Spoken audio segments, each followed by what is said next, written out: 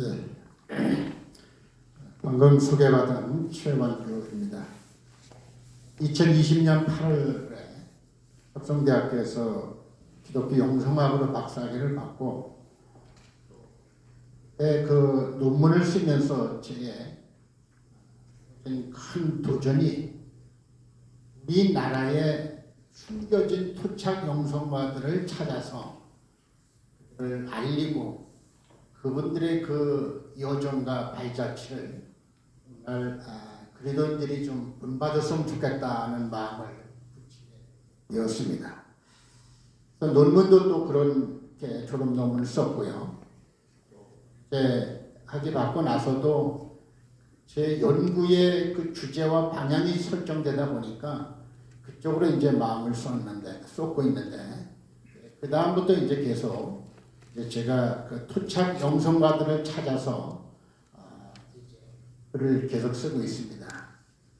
전진 전도사님에 대해서 또 대천덕 신부님, 나온목 목사님, 이세종 선생님, 이연필 선생님, 김진호 목사님, 최춘선 목사님, 최흥종 목사님, 방혜인 선생, 이보환 선생, 권종생 집사님, 김용기 장로님, 장기려 선생님 이렇게 해서 지금 계속 그분들의 그 이제 영성의 삶을 찾아서 분석하고 오늘날 현대 그리스도인들에게 전해질 메시지를 찾는 작업을 하고 있습니다.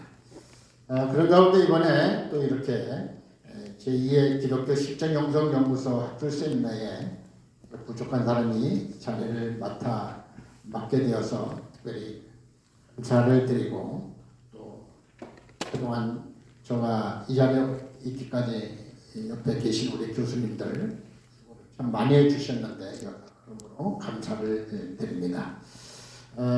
제가 본 논문은 졸업 논문과 그동안 제가 농촌과 목회라는 그러한 그 이제 개간지에 아까 말씀드린 그 토착 영성가들의 글을 계속 올렸는데 그것을 바탕으로 해서 이제 작성된 것을 먼저 말씀을 드립니다. 이제 시간이 30분이니까 시간이 이제 길지 않으니까 일단 이제 우리 자료를 보시면서 자료제를 보시면서 하나하나 보도록 그렇게 하겠습니다. 오늘 제가 이제 말씀드릴 그 개요는 영성 생활에 관해서 또 기독교 영성의 정의 그리고 이제 우리나라 토착 영성가들 가운데서 우리나라 최초 기도원을 설립하시고 여성 영성가로서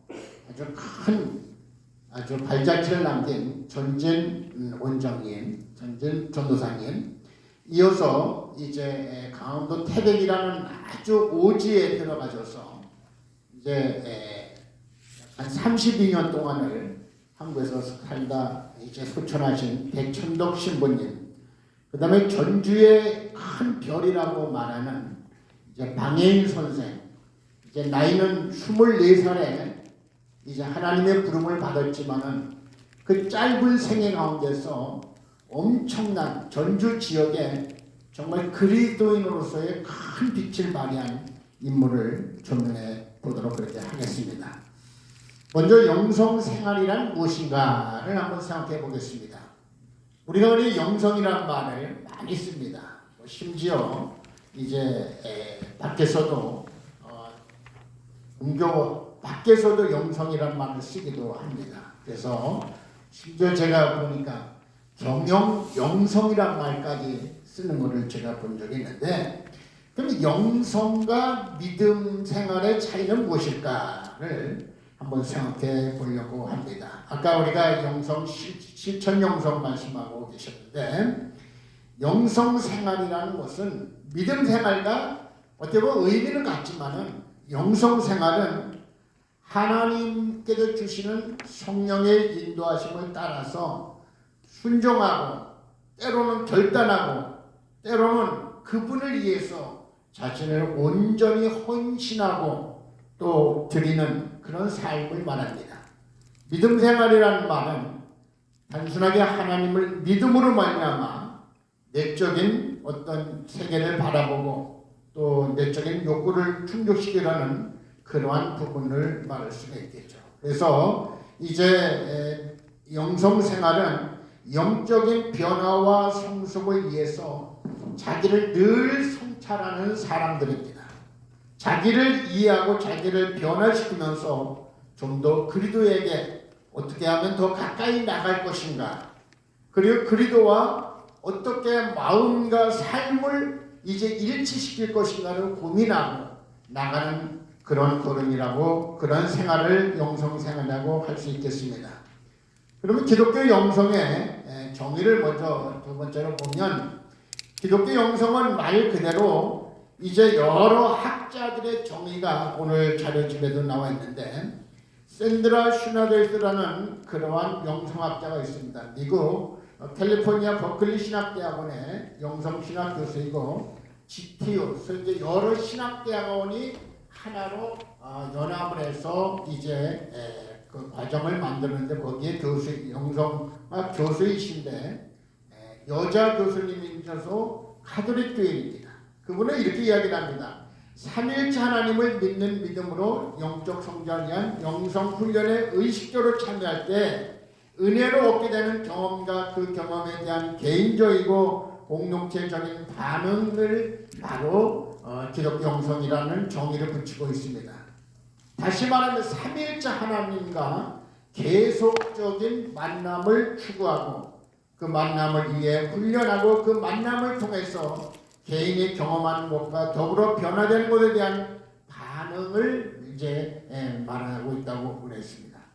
그래서 기독교 영성에서는 삼일체 하나님의 존재가 필수적인 것을 먼저 말씀드리고 있고요. 그 다음에 이제 알리스턴 맥거레스는 이제 삶을 통해서 하나님의 체험과 기도의 삶, 그리고 그러한 삶에서 비롯되는 행동이라고 정의를 했고요. 어반 홈즈 같은 경우는 인간 관계적 형성 능력, 그 다음에 그 관계의 대상은 감각 현상을 초월하는 존재로서 접근, 또 이 관계는 주체의 노력과 별개의 것으로 확정된 또는 고양된 의식으로서 주체에 의해 인식되는 것, 또 네 번째 역사적 상황 속에서 본질을 찾아내는 것, 또 세계 속에서 창조적 행위를 통하여 그 자신을 드러내는 것이라고 말하고 있습니다. 그 다음 빅터 플랭크, 이제 우리가 잘 아는 소위 제2차 세계전의 유대 그 독일 히틀러에 의해서 아주 철저하게 아주 핍박받고 고통당했던 그러한 유대인인데, 그는 뭐 이제 4개의 수용소에서 3년 동안을 이제 갇혀 지내면서 그 체험된 소위 영성을 그 나름대로다가 표현하고 있는데, 인간 누구에게든지 바로 영성이라는 것이 다 존재한다는 것입니다. 그래서 그 아무리 사람을 육체적으로다가 가혹하게 핍박하고 억압을 해도 그 영성까지는 소위 말하면 파괴시키지 못한다라는 것을 그는 주장을 하면서, 그 영성이 있는 이상은 하나님은 그에게 늘 교통하는 것을 설명해 주고 있습니다. 그래서 전체적으로 기독교 영성을 정리하면 이제 14페이지입니다. 성령의 능력으로 그리스도의 형상을 본받고 삼일체 하나님의 사랑에 삶에 참여하는 자세가 바로 첫 번째고요. 두 번째는 영육을 포함하는 전인적이고 하나님과 이웃과 자연과 통합적인 관계를 갖는다. 세 번째, 신앙 공부제와 세상 안에서 신앙 체험, 훈련, 실천을 통해 일생 동안 성장하는 거죠. 말하자면 한 번에 이례적인 은혜를 받고 어떤 체험을 했다고 바로 영성이 끝난 것이 아니라 하나님 앞에 가는 그날까지 우리의 영성은 꾸준히 지속적으로 이어져야 된다는 것을 말씀하고 있습니다. 그러면 바로 기독교 역사 속에 나타난 존 웨슬리의 실천 영성을 살펴보면 1733년 1월 1일 웨슬리는 옥스퍼드 대학교 성마리아 교회에서 마음의 할례라는 설교 한 편을 통해서 성화에 대해서 또한 그 기독교의 사랑에 대해서 아주 구체적으로 잘 설명하고 있습니다. 그런데 여기에 실천 영성을 잘 설명하고 있습니다. 그래서 웨슬리의 영성의 핵심은 바로 1차적으로 회개하고 성화에 이르고 그리고 그리스도의 사랑을 품고서 몸으로 나타날 수 있는 것, 이거를 그는 바로 중요한 웨슬리의 영성의 핵심을 그렇게 표현하고 있습니다. 그래서 우리가 잘 아는 웨슬리의 실천 영성은 이루 말할 수 없이 많죠. 일반 무슨 칼빈이라든가 또 다른 신학자에 비해서 아주 그는 실천 영성에 아주 큰 역할을 많이 했던 걸 알 수가 있습니다. 지나가는 나그네들을 위해서 나그네 쉼터를 마련하고 또한 이제 고리대금업에 이제 시달리는 그러한 성도들을 위해서 신형 협동조합을 만들기도 하고요. 또한 이제 무슨 의사나 약제사의 약국의 협조를 얻어서 진료소를 만들고 무료 시약소를 만들어서 나눠주는. 그래서 우리나라도 이제 기독교가 처음 들어와서 아연 9개 국에서 시약 진료소가 있었던 것을 우리가 아실 것입니다. 바로 그러한 웨슬리의 실천 영성을 이제 선교사님들이 본받아서 우리나라에 와서 실천했던 것을 볼 수가 있습니다. 그래서 그는 말하기를 바로 기독교는 고독의 종교가 아니라는 거예요. 기독교를 고독의 종교로 만드는 것은 기독교를 파괴하는 것이다 라고 아주 단적으로다가 설명하고 있습니다.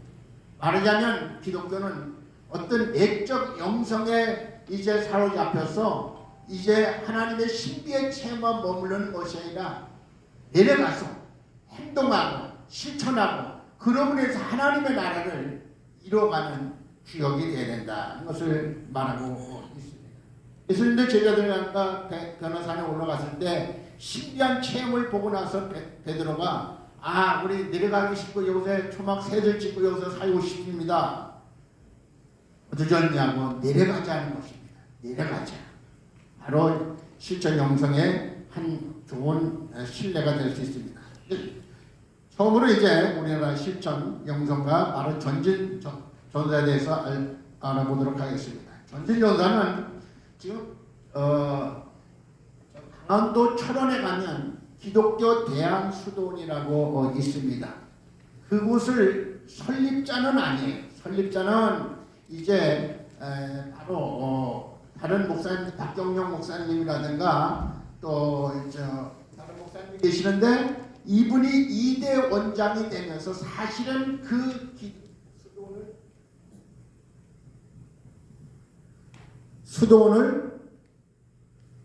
수도원 되게 만드신 분이라고 할 수가 있습니다.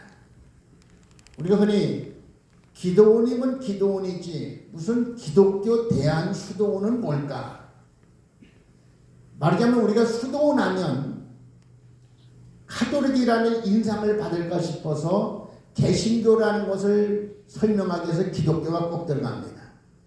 거기는 개신교 수도원이지만은 사실 천주교 수도원과 이제 별점이 분리된 그러한 그래서 이제 사회적으로 실패하고 또 가정이 해체가 되고 또 사업으로 실패하고 뭐 여러 아주 이렇게 사회적인 어떻게 보면 낙오자죠. 이들이 와서 은혜 받고 거기서 영성 체험을 하고 그곳에 있는 농장에서 일을 하면서 소위 말하자면 노동의 영성이죠. 노동의 영성을 거쳐서 이제 자립의 기반을 만들고 다시 사회로 복귀하는 아주 좋은 그러한 영성 시설이자 사회 복귀 프로그램이라고도 할 수가 있습니다. 이분은 말 그대로 전시균이라는 그 목사님의 큰 따님입니다. 이분은 바로 이제 원산의 루시 여학교 바로 교목을 하신 그런 분인데 그분의 딸이다 보니까 어린 시절부터 신앙교육을 철저하게 받았고요. 그리고 이제 또 이분은 이제 그 아버지의 영향을 받아서 협성신학교를 지금 여기 협성신학교가 아니고요. 옛날에 우리나라 초기에는 여자들은 협성여자신학교, 남자들은 감리교신학교 뭐 이렇게 이제 구분이 됐는데 지금은 뭐 감신대죠. 그렇게 이제 거기를 졸업하시고 그분의 그 정기를 읽어보면 상록수의 주인공 되시는 최용신 그분을 언니로 2살이 그분이 많다 그래요. 그래서 같이 농촌 봉사활동도 같이 다니고 그분의 영향을 또 많이 받았다고 이야기를 합니다. 그러면서 이제 그가 바로 35살에 가정이 파탄이 되면서 이제 외아들 5살 난 외아들을 데리고 그 대한 수도원으로다가 들어오는데 1940년 5월 14일 날 들어올 때 그 당시는 완전히 그냥 막 나무 숲으로 우거진 진짜 호랑이가 나타나는 그러한 아주 무서운 지역을 바로 박경영 목사님 또 이런 분들이 이제 그를 마련해 놓기 때문에 같이 기도운동 하자 해서 이제 들어왔다는 거죠. 이분이 바로 기도운동에 마음을 가진 것은 루시 여학교 다니면서 금강산에 수학여행을 갔는데 신계사라는 절이 있는데 그 절에 어느 목사님이 거기서 수양을 하고 계시더라는 거예요. 그래서 목사님이 왜 절간에 계십니까? 그랬더니 바로 이 금강산에 기독교 수양관이 없어서 어쩔 수 없이 여기서 몸이 아파서 요양을 하고 있다. 그때 이분의 그 바로 유학교 시절의 마음이 내가 커서 기도원을 했든가 수도원을 해서 많은 목사님들이 와서 쉴 수 있는 공간을 만들겠다. 그때 결단을 했다는 거예요. 그러던 차에 마치 이제 이 기도원을 같이 하자는 목사님들의 권유가 있어서 이제 참여해서 이제 1940년 바로 5월 14일 이렇게 시작이 됐는데 그 이전에는 말이 조선 수도원이 있지만은 아무것도 없는 그냥 간판만 하나 있는 것밖에 없는 이분이 와서 그 어린 아들 그분이 소천한데 감리교 목사님인데 최조영 목사님이 그분의 아들인데 그 데리고 와서 다 개간하고 산을 파고 개간해서 지금은 약 한 농장만 한 3만 평 정도를 농장을 갖고 있고요. 그리고 이제 건물이나 뭐 이런 모든 것들은 다 한 몇천 평을 갖고 이제 그걸 지어서 감리교 유지재단에 편입을 시키고요. 말 그대로 그는 이제 치유를 통한 치유의 은사가 많으셔갖고 병자들을 고치고 또 많은 교회를 세우시고 또 개척을 하고 그리고 또 기성교회를 많이 도와주고 그러면서 그는 또 전도의 열정이 많으셔서 세계 선교까지도 많이 감당하신 아주 우리나라에 정말 찾아보기 힘든 여성 바로 영성가임을 제가 찾아볼 수가 있었습니다. 그분의 그 특징은 바로 이제 바로 안찰 치유를 할 때 안찰을 통해서 치유를 하는데 그것 때문에 오해도 많이 받으셨는데 그분의 특징이 그거고요. 또 거기는 그 성령춤이라는 것이 있어서 이제 집회가 끝나면 자연스럽게 이제 가벼운 율동을 하면서 이제 그 찬송에 맞춰서 춤을 추기도 하고요.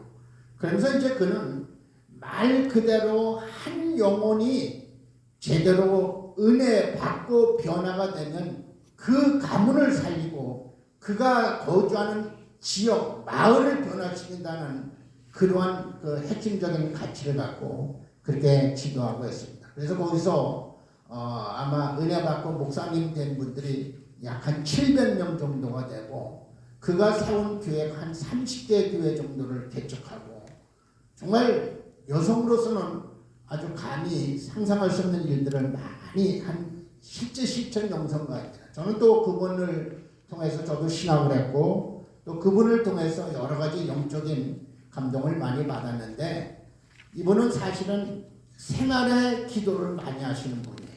그래서 어디 저하고 같이 차를 타고 서울을 나와도 그냥 앞에서 그냥 뭘 혼자 중얼중얼 하다가 서울 도착쯤 되니까 아이고 응답이 이제 왔네 하면서 이제 그런 영적인 모습을 늘 보이면서 삶의 현장에서는 자기 몸이 아주 부서지라고 일을 하시는 그런 분임을 볼 수가 있습니다.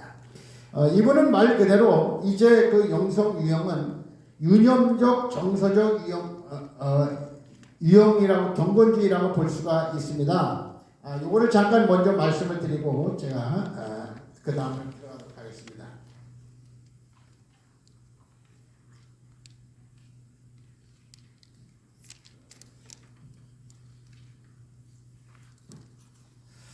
오반 홈즈라는 신학자는 그리스도교의 영성의 역사라는 책에서 두 가지 기준을 정하고 있는데, 첫 번째는 수평적인 기준과 두 번째는 수직적 기준을 정하고 있습니다.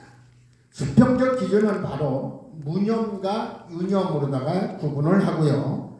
또 수직적인 면에서는 바로 이제 정감과 또 사색을 들 수가 있습니다. 그래서 그 두 소위 말해 수평적 기준과 수직적 기준을 이제 조화를 이루어서 어떤 형태의 신앙 유형인가를 설명하고 있는데, 바로 여기 아까 말한 이제 대한수도원 같은 경우는, 대한수도원의 그 전진 원장님 같은 경우는 바로 어떤 형태인 거니, 이제 지금 말씀드린 것처럼 소위 말하자면 유념적 정감적 유형연성 경건주의를 이제 주장하면서, 그리고 실제적으로 그것을 삶의 현장으로 옮겨가는, 그래서 그들의 그 특징은 뭔가니 복음화의 헌신과 개인의 회신 경험을 강조하고 친밀감과 따뜻함이 있다는 겁니다. 그리고 감정적이고 공동체성이 강하고 감정적 표현이 풍부하다는 것이죠. 또 그들의 강조점은 함께 찬양하고 먹고 나누는 것이며, 증인으로서 삶에 대한 간증, 다른 이들에 대한 섬김과 헌신, 친교 활동이 그분들의 특징이라고 말할 수가 있죠. 그래서 바로 대한수도원 이 전진 선생님의 유형은 바로 그런 스타일이면서 이제 큰 영향력을 끼친, 그래서 거기를 통해서 많은 이제 그 가정 재단이 생기기도 하고요. 또 많은 이제 사람들이 이제 그 영적 체험을 하고 가정을 변화시키고 또 돌아가는 교회를 섬기는 교회를 잘 섬기는 그러한 이제 스타일이라고 할 수 있습니다.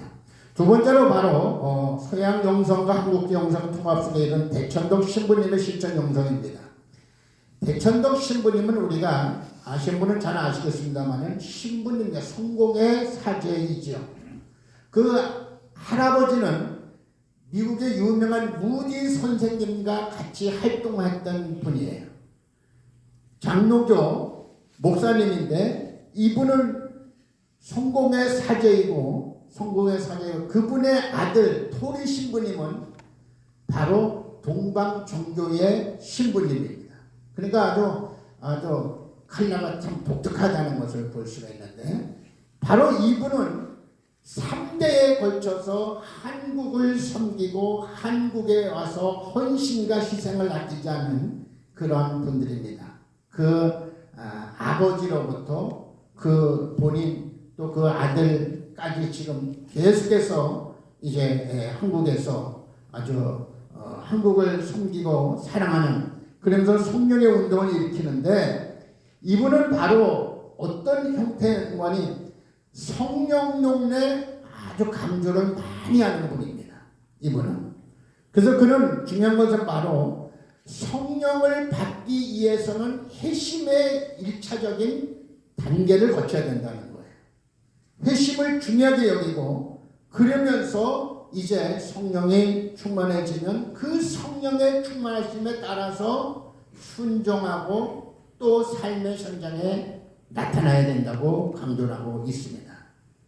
특히 그는 중요한 것은 토지 공개념을 아주 주장했던 분이에요. 그래서 아주 일부에서는 아주 비판도 많이 받고 오해도 많이 받았던 분이죠. 그러나 그는 성령님을 근거로 해서 이제 성도들의 삶을 주장하는데, 교회의 성장보다는 바로 성도 개인, 신자의 성장을 강조했는데, 첫째는 시작하는 신자, 소위 말하면 두 번째는 추구하는 신자, 세 번째 열매 맺는 신자, 네 번째는 순종하는 신자, 다섯 번째는 성숙한 신자. 그래서 9단계마다 성령님의 그 성령론에 입각한 그러한 성숙을 강조하고 있습니다. 그는 또 우리는 흔히 성령 충만하면 하나로 보는데 그분은 바로 성령은 외적 충만이 있고 내적 충만이 있다는 거죠. 그래서 외적 충만을 우리가 보통 성령 충만이 한다면 내적 충만이 아니라 충분이라고 그는 보고 있습니다. 그래서 사도행전의 성령의 충만을 플레스테이스라고 번역한 것이라고 그는 말하면서 이제 바로 우리가 성령의 충만과 성령의 충분을 구분해서 볼 필요가 있다고 그는 말하고 있습니다. 거기는 바로 이제 어반 홈즈의 영성 유형 분석으로 본다면 바로 유념적 사색적 유형이라고 볼 수가 있고 이성주의라고 볼 수가 있습니다. 그래서 그들의 특징은 지적인 것과 생각과 신앙의 일치를 요구하고요. 그 다음에 성경 공부, 기독교 교육, 출판, 신학적 성찰, 말씀 묵상, 신앙의 실천적 적용 이런 것을 강조하고요. 또 여기에 대표적인 인물들이 바로 대천동 신부님이나 토마스 아퀴나스, 또 칼빈 같은 분들이 이 유형이라고 볼 수가 있습니다. 이분들이 좀 위험한 것은 헌신주의에 이제 좀 이용성이 있으니까 그거를 좀 조심할 필요가 있고요.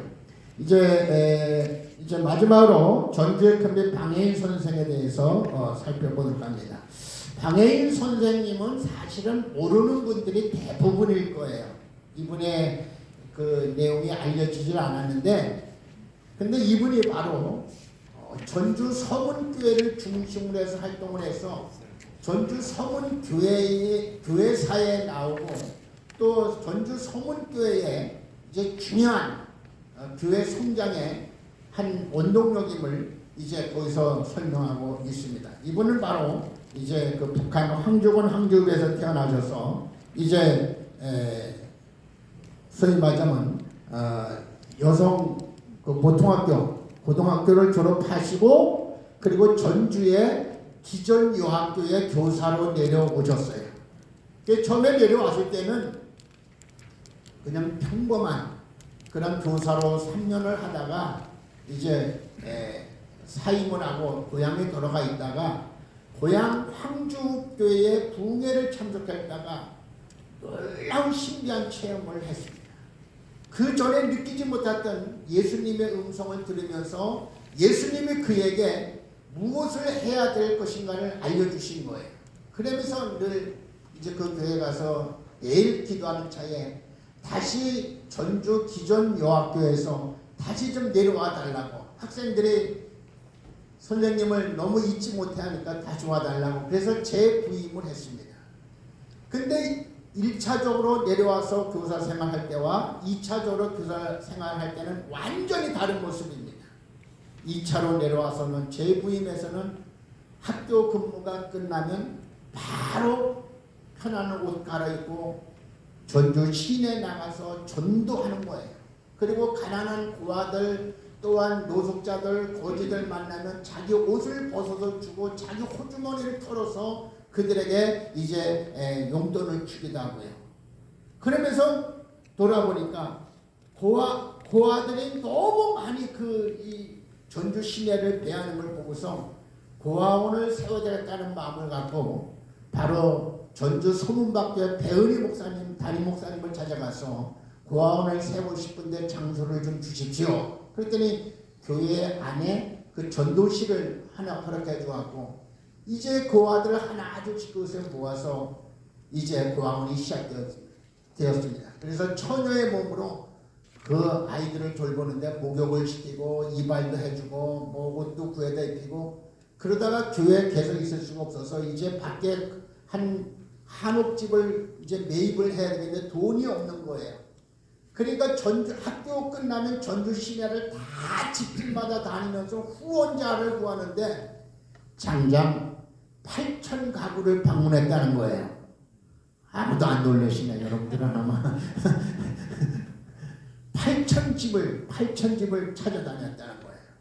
그랬더니 그 8,000집에서 십시일반으로 보태준 것을 가지고 결국은 한옥을 한 채 구입을 해서 거기에 전주 최초의 고아원을 세워서 그 고아들을 돌보고, 그러면서 고아들의 어머니라는 칭호, 이 처녀의 몸으로, 그러면서 이제 지나면서 또 전주 시내에 그러면서 틈나는 데는 나가서 전도하고, 그 당시에 또 그 전주에 큰 홍수가 나서 변두리 그 하천가에 사는 많은 이재민들이 생겨서 그 전주 시내 중앙공원에 천막을 치고 사는데 그들을 찾아가면서 돌봐주면서 결국 그러다가 이제 나중에 열병이 생겨서 결국은 24살의 꽃다운 나이에 하나님의 부름을 받았는데, 이분이 그 장례를 치는 전주 시내에 하얀 상복을 입은 여상주들이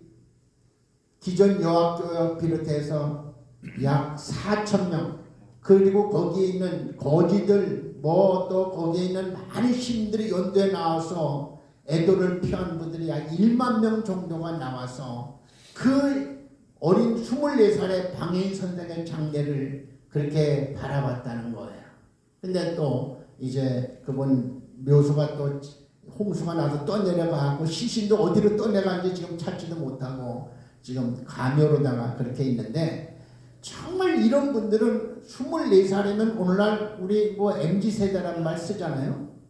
그 나이에 정말 자기의 나이에 걸맞지 않은 아주 성녀로서의 삶을 살았고 많은 이들에게 큰 교훈을 주는, 정말 어떻게 보면 이 시대에는 상상도 할 수 없을 만한 그러한 이제 영성가의 삶을 살았고, 또 그분의 그 설교를 기존 여학교에 채플 시간에 설교한 것을 설교문을 읽어보면요, 정말 신학을 전공한 목사님들 설교를 또 한 비에도 결코 떨어지지 않는 설교를 그렇게 했던 것을 볼 수가 있었습니다.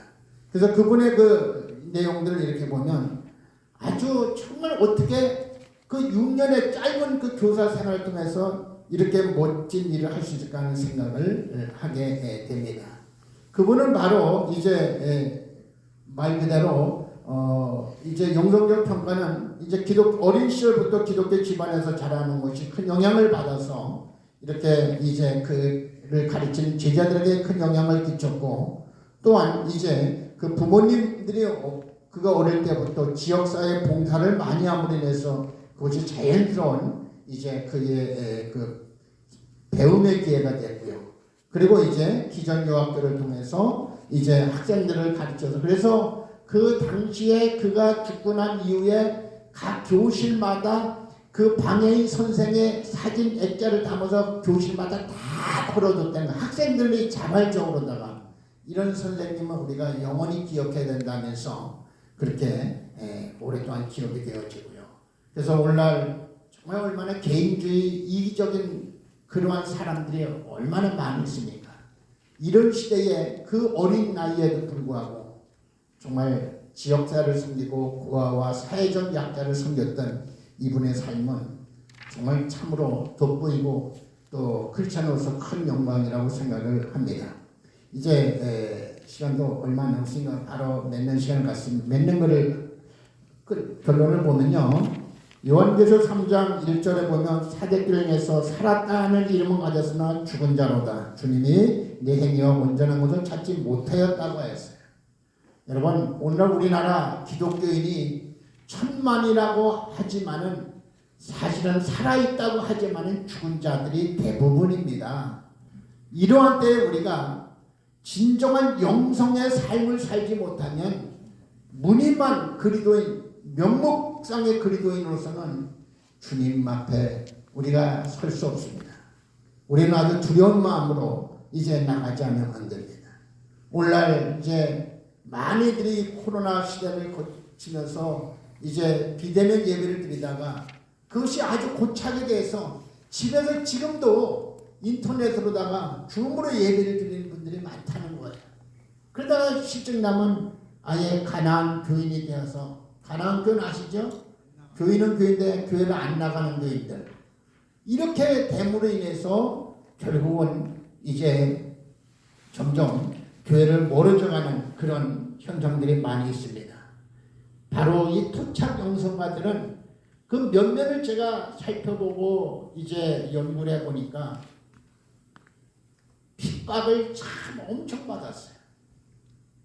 기성교회로부터 이단이라는 족쇄에 묶여갖고서 지금까지도 어떤 곳에는 이단의 굴레를 벗어나지 못해서 정말 그들의 그 삶을 보면 말 그대로 나라와 민족과 우리 나라의 여러 교회 또 여러 국민들이 기도한 죄밖에 없는데 왜 그토록 핍박하고 조롱을 했지?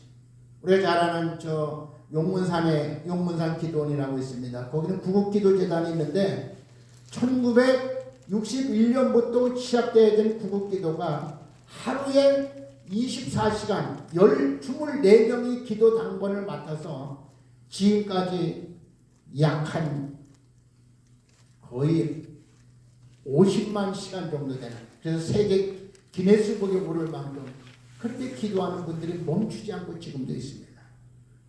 그래서 제가 앞으로 제가 할 일은 이런 숨은 토착 영성가들을 찾아서 오늘날 기성교회에 알리고 그들의 그 신앙의 발자취를 우리가 따라가는, 그래서 그분들이 이제 누렸던 영성의 그 놀라운 성령의 생수를 흘려보내는 것이 제 역할이다 하는 생각을 들어서 이제 지금도 하고 있는데, 오늘 이 말씀도 이 바로 논문도 그런 측면에서 제 고민과 또 제 삶을 이제 유추하면서 기록해 보았습니다. 여러 가지로 부족한 것 죄송하고 또 이렇게 잘 들어주셔서 감사합니다. 마치겠습니다. 네, 감사합니다.